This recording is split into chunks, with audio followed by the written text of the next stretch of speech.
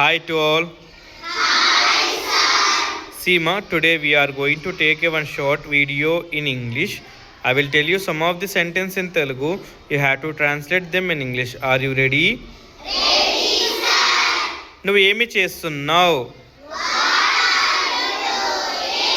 నీకు ఏమి కావాలి?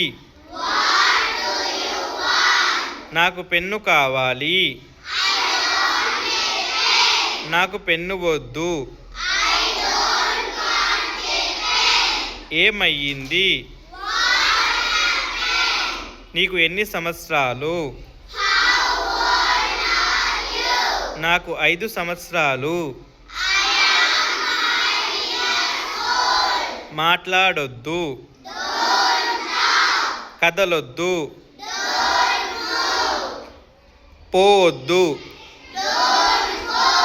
నడచొద్దు. మాట్లాడొద్దు.